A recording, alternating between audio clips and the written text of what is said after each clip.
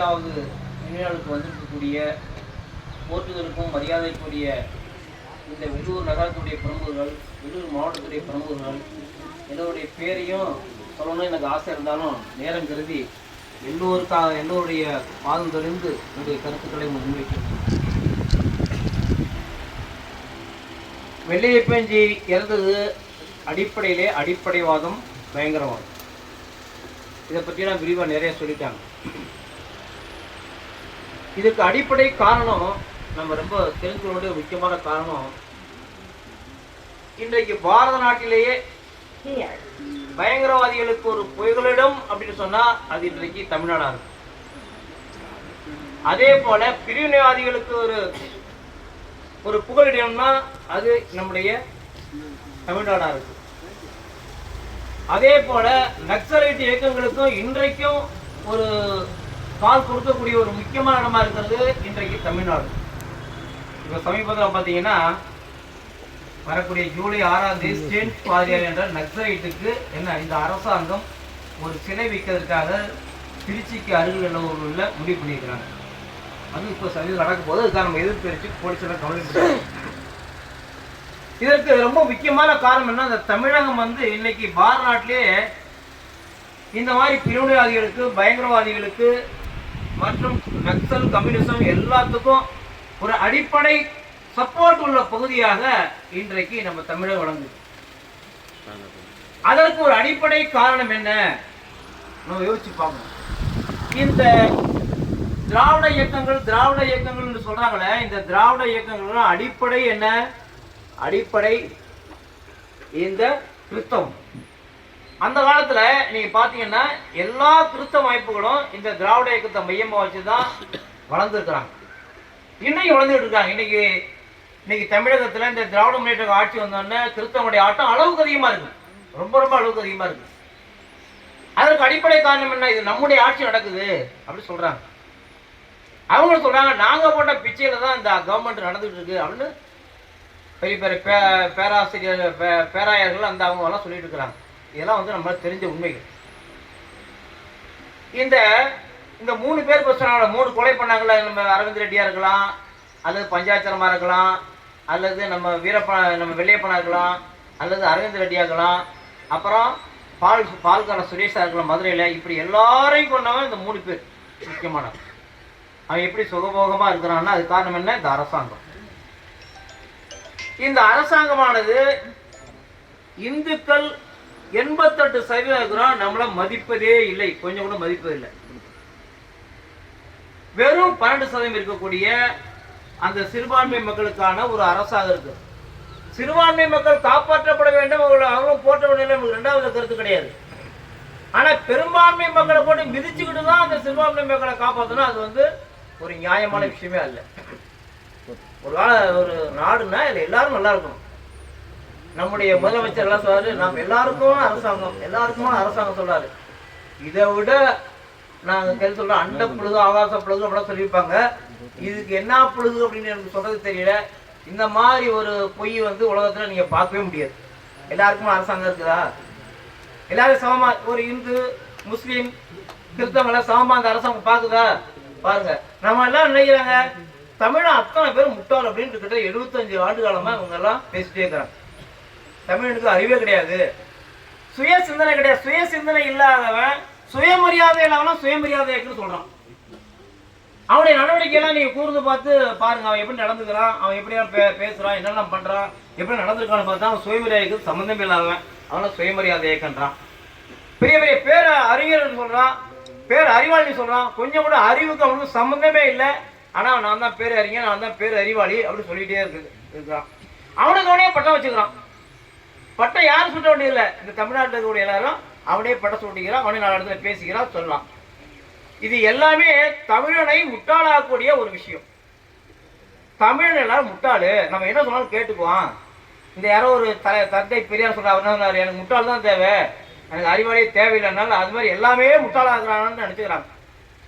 ஆனா இப்பவும் அறிவாளிகள் வந்திருக்கிறாங்க, அறிவாளிகள் நிறைய பேர் இருக்காங்கிறது நம்ம மதுரையில் நடந்த முருகபக்தர் மாநாடு இந்த உலகத்துக்கே வெளிச்சம் போட்டு காட்டிடுச்சு. ஆனா அந்த முருகபக்தர் மாநாடை நடத்த விடாம தடுக்கிறதுக்கு இந்த அரசாங்கம் தன்னுடைய மிஷனரி தனக்கு இருக்க செல்வாக்கு, தன்னுடைய இருக்க காவல்துறை, தன்னுடைய இருக்க அதிகாரிகள் அத்தனை பேரை முயற்சி பண்ணி என்னென்ன திட்டமெல்லாம் போட்டாங்க.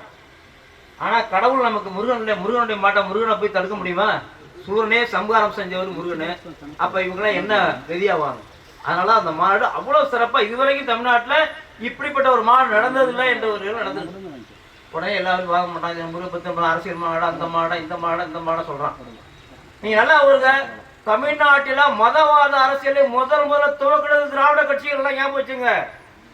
திராவிட கட்சிகள் தான் மதவாத அரசியலை முதல்ல துவக்குறாங்க. அவங்க தான் கடவுள் இல்லை என்று பேசுறாங்க. அவங்க தான் கடவுளை நம்புற காட்டுப்பாட்டு சொன்னாங்க. யாரு? இவங்க தானே சொன்னாங்க. அப்ப மதவாத அரசியல் பண்றது யாருங்க? இவங்க அரசியல்வாதி அரசியல் பேசிட்டு போக வேண்டியது எதுக்கு பார்த்து வர்றாங்க? நம்ம கடவுளை பற்றி ஏன் கேவலம் பேசுறாங்க? முருகனுக்கு 2 பொண்டாட்டின்னு கேட்கறாங்க. எதுக்கு? ஐயப்பனை இழிவுபடுத்துறாங்க. இதெல்லாம் செஞ்சது யாரு? இந்த திராவிட கட்சிகளை சேர்ந்தவங்க தான் பண்ணிருக்கிறாங்க. அப்போ மதவாத அரசியல் பண்றது யாரு? ஆனா நம்மளை பார்த்து சொல்றாங்க மதவாத அரசியல் நீ தான் பண்றன்னு சொல்றாங்க. இந்த அடிப்படைவாதிகள், இந்த பயங்கரவாதிகள் இவ்வளவு பேர் சப்போர்ட் ஆகுறது யாரு? அவங்கதான். ஆனா நம்மளை பார்த்து சொல்றாங்க இந்துக்கெல்லாம் வந்து அடிப்படைவாதிகள், மதவாதிகள் சொல்றாங்க. இந்து எந்த காலத்துல மதவாதியா இருந்தோம்? இந்து உலகத்துல எங்காவது மதம் பாட்டுறதுக்காக எந்த ஒரு நாட்டுக்கும் படையெடுத்து போயிருக்கானா? எந்த ராஜாவும் படையெடுத்து போயிருக்கானா? நீங்க சொல்லுங்க. கடல் கடந்து படையெடுத்து சென்ற ஒரே ராஜா நம்ம தமிழ் மன்னன் ராஜேந்திர சோழன் தான். ராஜராஜ சோழன் நம்ம இலங்கை அங்கதான் போனார். அவர் வேற எங்கேயும் போகல. ஆனா உலகம் முழுக்களும் வெற்றி கொண்டவர் யாரு? நம்ம ராஜேந்திர சோழன். அவர் அங்க போய் மதம் மாற்றம் பண்ணலையே. தன்னுடைய மதத்தை திணிக்கல. அங்க கூட போய் அவங்களோட தர்மத்தை சொல்லிட்டு தர்மத்தை ஆட்சி பண்ணுவோம், தர்மத்தின் ஆட்சி தான் நிலையாட்டுதான் எல்லாம் வந்து மத அரசியல் பண்றதுக்காக போல, மதம் மாற்றத்துக்காக போல. அதே போல நம்ம இங்க 88% இருக்கிறோம். நம்ம போய் எந்த ஊர்ல போய் எங்க முருகர் தான் உயர்ந்தவர், எங்க சிவன் தான் உங்களை காப்பாற்றுவாரு, இல்ல எங்க காளியம்மன் தான் காப்பாற்றுவாங்க, நீங்க வாங்க வாங்க வாங்க நம்ம கூப்பிடுறோமா? இந்த சர்ச்சுக்காக கூப்பிடுறோமா? இல்ல இந்த மசூதியா கூப்பிடுறோமா? இல்ல தெருத்துருவா கூப்பிடுறோமா? என்ன கூப்பிடுறோம்? எல்லாம் சேர்றது யாரு? எல்லாம் திருத்தம் தெருத்துருவா போறோம். தினம் ஆஸ்பத்திரி ஆனா அங்க போய் நிக்கலாம். இப்ப 2 நாளுக்கு கலெக்டர் ஆஃபீஸ்ல போய் துண்டு பசங்க கொடுத்தா அது ஒரு பிரச்சனை ஓடிட்டு இருக்கு. இப்படி இந்த வேலை செய்யறது பூரா யாரு? எல்லாம் கிறிஸ்தவம் தான் செய்யறான். ஆனா அவன மதவாதி கிடையாதாம, அவன் மதம் பார்த்து பரப்பலையாவன். அவனுக்கு ஃபுல் சப்போர்ட். எல்லாமே அரசாங்கம் ஃபுல்லா சப்போர்ட் பண்றாங்க. ஏன்னா அவன் ஓட்டு 12% இருக்கு. இந்த 12% ஓட்ட அவன் பெருசான காரணம் என்ன? நம்ம இந்த 88% இருக்கிறோம்னா நம்ம தான் காரணம். இந்த 88% இருக்கக்கூடிய நம்ம இந்துக்களாகிய நாம ஒரு சுய உணர்வு இல்லாம, மத உணர்வு இல்லாம வாழ்ந்து கொண்டிருக்கிறோம். நான் நேரா முருகனுக்காக பக்தி இருந்து விரதம் இருந்து காவடி எடுத்துட்டு போவேன். முருகனை பத்தி கேவலம் பேசுனா நான் மட்டும் போயிட்டே இருக்கிறேன். அதை பத்தி கவலையப்படுறது இல்லை. நம்ம முருகன், நம்ம சாமி கும்பிடுறோம், நம்ம ஐயா விரதம் நம்ம போறோம், நம்மளை பத்தி சொல்றானே அப்படின்னு கேட்கறது இல்லை. ஐயப்பனுக்காக மாலை போட்டுக்கிட்டு ஐயப்பனுக்காக விரதம் இருந்து போறோம், ஐயப்பனை கேவலம் பேசுறோம், அதையும் கேட்டுட்டே போறோம். நம்முடைய அடிப்படையான ஒரு சிந்தனை இப்படி இருக்குது. இந்த முருகபக்தர் மானுடைய நோக்கமே அவங்க பல நோக்கம் சொல்றாங்க. நம்முடைய ஒரே நோக்கம், இனிமேல் தமிழகத்துல யாருமே இந்து மதத்தையோ இந்து கடவுளையோ இழிவுபடுத்தி யாரும் பேசக்கூடாது, ஒரு முற்றுப்புள்ளி வைக்க வேண்டும் என்பதுதான் இந்த முருகபக்தர் மாநாடு. முருகபக்தர் மாநாடு அடிப்படை நோக்கமே கடவுளை, நம்முடைய கடவுளை நிந்தித்து பேசுபவர்களை ஒருவருக்கு ஒரு முற்றுப்புள்ளி வைக்கணும். அதுக்காக இந்த முருகபக்தர் மாநாடு இருக்கிறோம். அதுவும் ஒரு பிரம்மாண்டமான எழுச்சியா மக்கள் எழுச்சி வளர்ந்துருக்காங்க. அப்போ இந்த மாநாடு என்னன்னா கோர்ட்டுக்கு போய் காவல்துறை இதுக்காக ஒரு பெரிய டீமே போட்டு வேற வேலையெல்லாம் கிடையாதுங்க காவல்துறைக்கு. இப்போ கொஞ்ச நாளைக்கு இவங்க எப்படி இந்த மாநாடு எடுத்தலாம், அதுக்கு என்னெல்லாம் பண்ணலாம், இதுக்கு உனக்கு அதான் வேலை, அதுதான் உனக்கு சம்பளம் தரோம் அப்படின்னு இந்த மேலிடம் இருக்குல்ல, அந்த மேலிடம் சொல்லி அவங்க அதுக்காக முயற்சி பண்ணி அதுக்காக கோர்ட்டில் போய் என்னென்னமோ போட்டு நீங்கள் அந்த அறுபடை வீடு அருட்காட்சி வைக்கக்கூடாது, அதுக்கான தடைகள், அதுக்காக என்னென்னது எத்தனை பெட்டிஷன் 56 கண்டிஷன் அதுக்கு தான் கொடுத்தாங்க. நியாயமான ஒரு கண்டிஷன் கொடுத்தா கோர்ட் ஏற்றிருக்கும். ஒண்ணுமே நியாயம் இல்லாமல் சொன்னா எப்படி ஏற்றுவான்? இதெல்லாம் எழுதி கொடுக்குறான்னு போலீஸை பற்றி காரி துப்பான நீதிபதி வச்சு பாருங்க. அவரை கடைசியில் சொன்னான், நீங்க வந்து புறப்புற இடத்துலயே நீங்க போய் போலீஸ்கிட்ட அனுமதி வாங்கணும், புறப்படத்துல போலீஸ் அனுமதி வாங்கி தான் நீ வரணும்னு சொன்னான். நாம கேட்டோம், சரி கரெக்ட், புறப்படத்துல நாங்கள் அனுமதி வாங்கிக்கிறோம். இனிமேல் இந்த தமிழ்நாட்டில் வரக்கூடிய டிஎம்கே மாநாடு இருந்தாலும் சரி, அதிமுக மாநாடு இருந்தாலும் சரி, எந்த மாநாடு இருந்தாலும் சரி, இது வந்து நம்ம இனிமேல் நடைமுறைப்படுத்த போறோம், புறப்படுறதுல அனுமதி வாங்கிட்டு தான் புறப்படணும் அப்படின்னு